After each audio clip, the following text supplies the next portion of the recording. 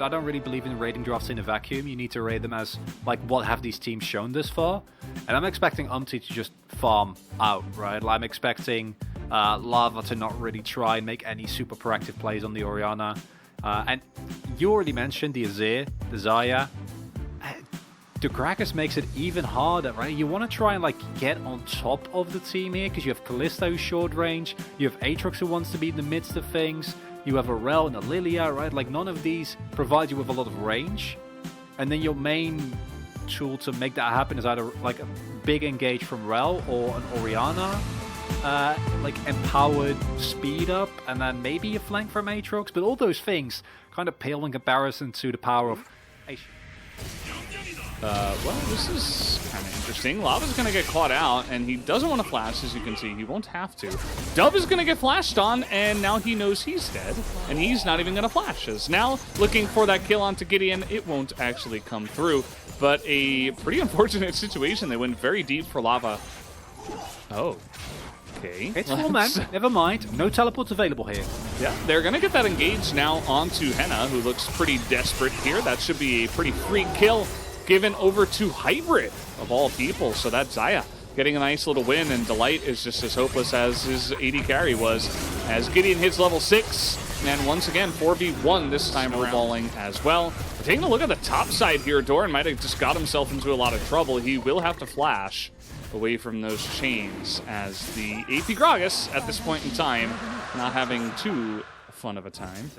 Go over too much. Just Bro in Delight, or Henna in Delight, they've seen this one before.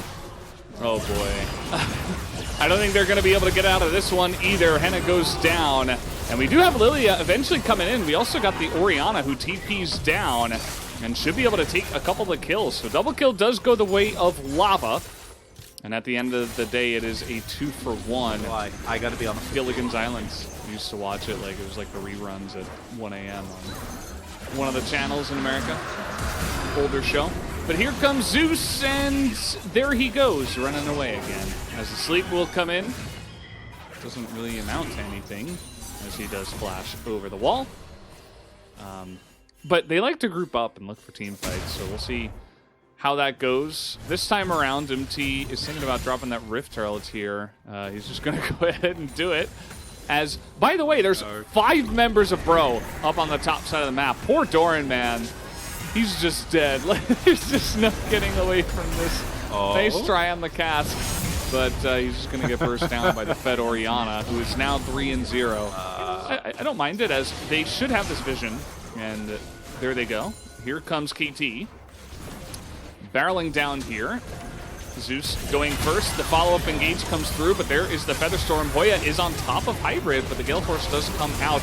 Looks like Gideon is just dead, not even able to get on in there. There's the burst damage from the Gragas, though.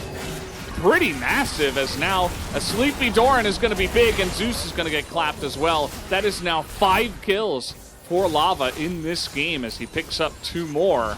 And bro, they've got some low health bars. Not sure that they can actually run at the Baron, especially with Hybrid and Dove still alive. But looks like they're thinking about it. This Hybrid is going to get poked out as well. There's not much they can do against Lava except try to dunk him over here. Nice little shield comes through, and that's going to be 850 gold going to the pockets of Dove, who does flash away and does get follow flash there by Henna. And so Bro will continue to go for this Baron. This feels like a Game 6 tonight, Valdez. I can feel it. Yeah, and it looks like KT just want to force this one. Doran really threatening Lava. There's the TP that comes in. Zeus will look to zone them away, and they do get the Baron, but can they actually win the fight is the question. Everybody on the side of KT trying to run away. There's the stopwatch from Delight that baits everybody in on the side of KT, and Hybrid is going to have to back away with his tail between his legs. But keep in mind that Dove and Hybrid did at least survive, but this still should be the Infernal Soul going the way of Fred at Brion. Number of other ultimates. There it is. Go for it. There it is. Okay, cleanse used, but there's the engage. Featherstorm does come out. Doran immediately going to be burst down, but so goes down the Rel. That is a massive Emperor's Divide. They get Lava, and there is the Umbral Passage. Do they have the damage to take him out? Yes, they do. It looks like KT may have just done it here at the end of this fight, as an unbelievable team fight goes their way. Henna is just going to get one tapped, and now they'll look to push down the mid lane. I think they could just finish here. Like, Delight is going to come up soon, so. but you have Hybrid there, right? And like, Delight can't do anything.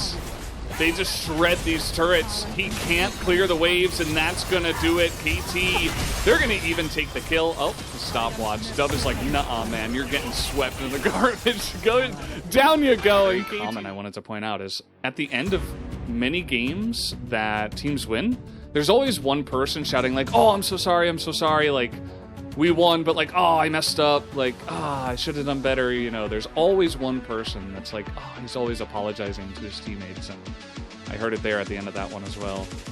As you could see, you know, maybe it was Gideon this time around, not sure who it was on the side of KT, but that gold gain damage, not too impressive. Yeah, the gold graph is just like, thank you very much, guys. And KT Roaster was able to have a great start of the second round robin and joining the West squad in the LCK.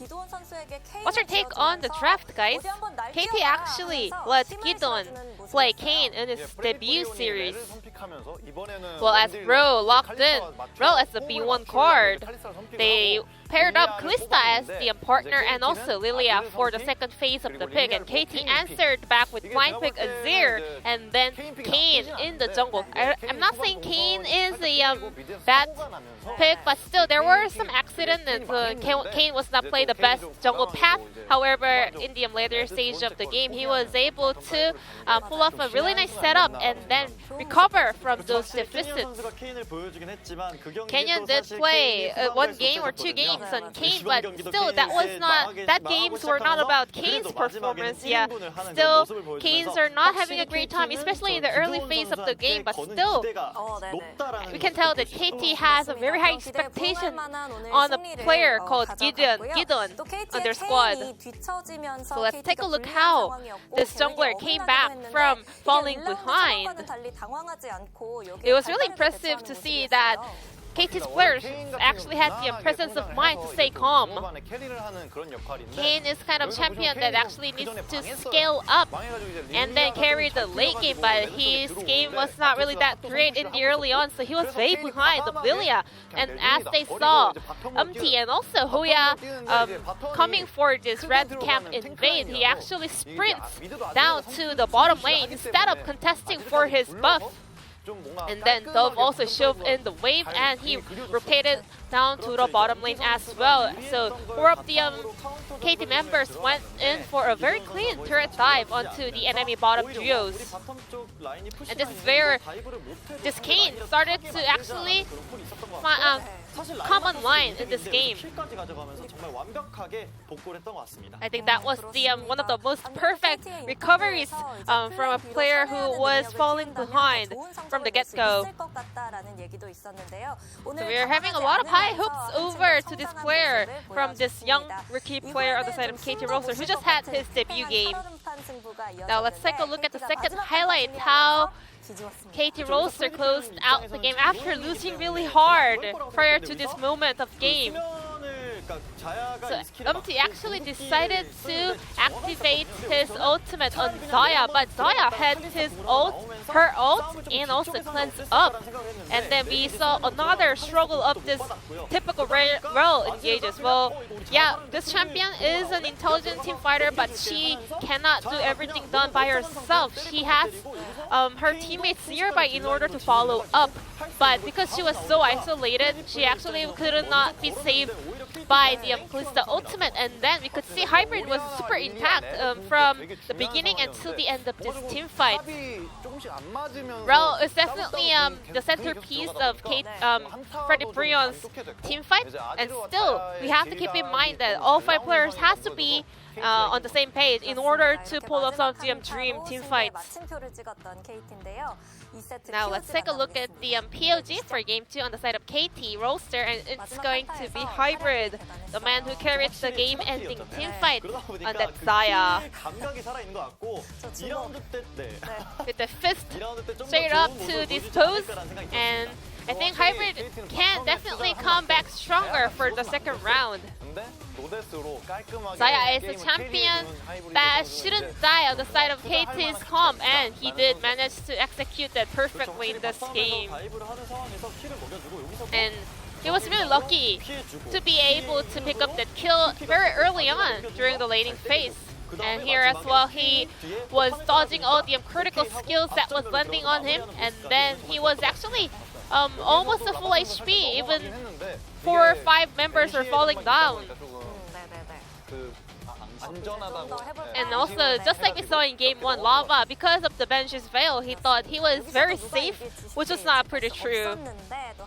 749 votes going over to Hybrid, even though English and China cats could not get the right ones, but still, we saw great performance coming out from both the two players who destroyed the Nexus of Freddy Freon.